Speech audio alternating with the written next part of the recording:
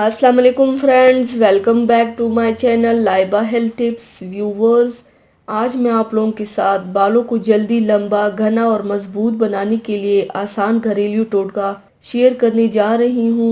Viewers, अगर आप अपने बालों को बहुत लंबा, घना और मजबूत बनाना चाहती हैं तो उसके लिए आज मैं आपको बहुत ही आसान तरीका बताऊंगी जिससे आपके बाल बहुत तेज़ी से बढ़ेंगे और साथ ही घने भी होंगे और गिरना भी बंद होंगे।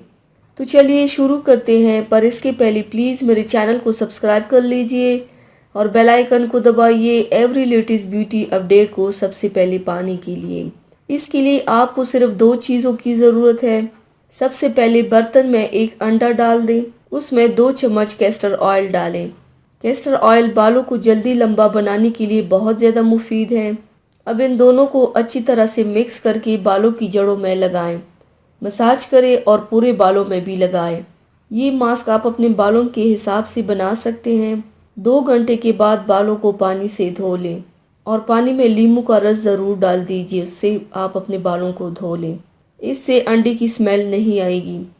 हफ्ते में 2 से 3 बार ये मास्क लगाने से आपके बाल बहुत तेज़ी से बढ़ेंगे और घने मजबूत भी होंगे इंशाल्लाह। तो व्यूवर्स, थैंक्स फॉर वॉचिंग। मेरी वीडियो को लाइक और शेयर ज़रूर कीजिएगा। मिलते हैं एक और नई वीडियो में, तब तक के लिए अल्लाह हाफिज़।